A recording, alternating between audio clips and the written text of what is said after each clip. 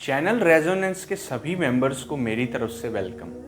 Comment section में कई लोग ये एतराज़ करते हैं कि आप एक साइंस के तालिब इल्म हैं, साइंस पढ़ना और साइंस पे तहकीक करना आपका काम है, तो मज़हब को छोड़िए और इस पर बात ना कीजिए। बाज़ुकात तो बहुत ही सख्त अल्फाज में ये एतराज़ उठाया जाता है और एतराज़ की नौइयत जानकर ये पता चल जाता है कि ये किसी मजहबी शिद्दत पसंद इंसान की तरफ से उठाया गया है। हाँ, मैंने ये लफ्ज़ शिद्दत पसंद इसलिए इस्तेमाल किया कि ये लोग जो कि कमेंट में भी बताते हैं और हमें आम ज़िंदगी में भी देखने को मिलता है, ये समझते हैं कि ये अपने माँ के पेट से मज़हब का इख्तियार लेकर आए हैं और मज़हब पर कोई भी बात नहीं की जाएगी क्योंकि सारा इख्तियार तो इनके पास ही है। लेकिन साइंस में बात इसके बरअक्स है। साइंस में आपकी बात सुनी जाएगी, समझी जाएगी और कबूल भी की जाएगी जब तक आपकी बात दुरुस्त है। तो यहाँ पर मैं उनसे एक सवाल करता हूँ कि मज़हब पर बात ना करने का इख्तियार आपके पास कहाँ से आया? आपके पास ऐसी क्या मजबूत दलील है कि मज़हब के ऊपर बात सिर्फ आप ही लोग कर सकते हैं? बल्कि यूँ कहना बेहतर होगा कि दुनिया के हर मौजू के ऊपर बात आप लोग ही कर सकते हैं और आपके अलावा और कोई भी बात नहीं कर सकता। चलिए अपनी वीडियो को शुरू करते हैं, लेकिन इन हकायक से पर्दा उठाने के लिए आपको देखना होगा हमारा चैनल रेजोनेंस।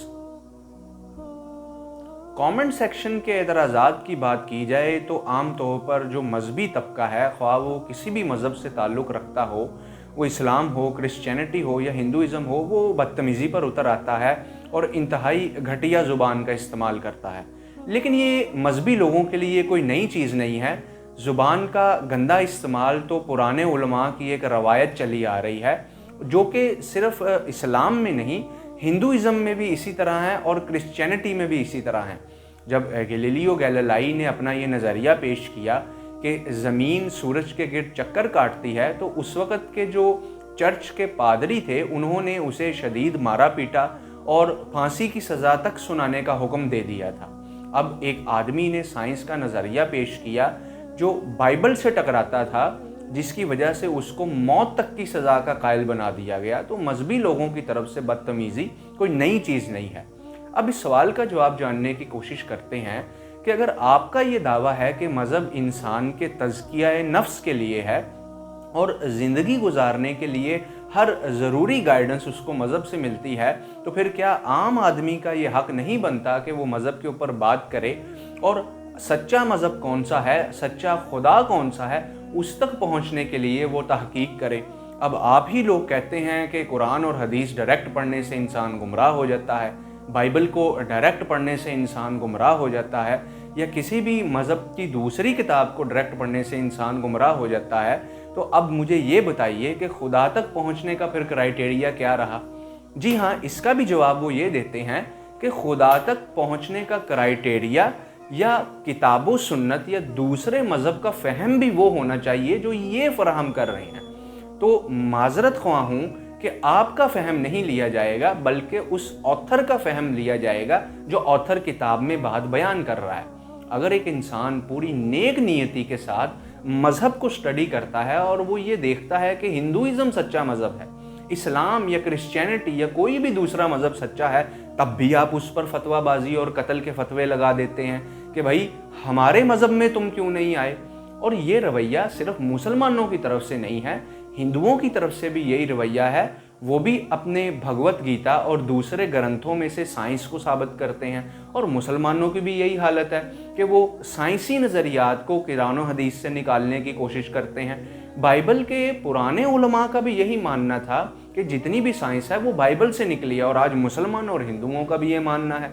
मुसलमान कहते हैं कि ब्लैक होल का जिक्र कुरान में किया गया है, एम्ब्रियोलॉजी का जिक्र कुरान में किया गया है, और हिंदुइज़म ये कहती है कि उनके में एस्ट्रोनॉमी का जिक्र किया गया है, एस्ट्रोफिज़िक्स का जिक्र किया गया है, मैथमेटिक्स के बड़े ही बुनियादी और अहम एक्सियम्स और थ्योरम्स का जिक्र किया गया है, और बाइबल के मानने वालों का भी यही दावा है। तो इस कंडीशन में आपको क्या करना चाहिए? तो मेरी राय में आपको हर मज़हब का खुद पूरी दयानतदारी, मेहनत, लगन और ईमानदारी के साथ मुतालिया करना चाहिए, और फिर अगर आपको ऐसा लगे ईमानदारी के तकाजे के ऊपर कि कोई मज़हब ठीक है, फिर उसको कबूल करना चाहिए। इसलिए ہر انسان کے لیے اگر مذہب بنایا گیا ہے، یا اگر کوئی دنیا کا خدا یہ چاہتا ہے کہ یہ مذہب ہر انسان کے لیے ہے، تو کسی بھی مذہب کے ماننے والے ایکسٹریمسٹ سے آپ کو فتویٰ یا اجازت لینے کی ضرورت نہیں ہے۔ ایمانداری کے ساتھ اپنی اسٹڈی کرتے رہیے، سائنس کو پڑھیے، تھیوریٹیکل فزکس اور میتھمیٹکس کو سمجھنے کی کوشش کیجیے، اور ساتھ ساتھ کسی بھی صحیح مذہب تک یا حق کو تلاش کرنے کی کوشش کیجیے۔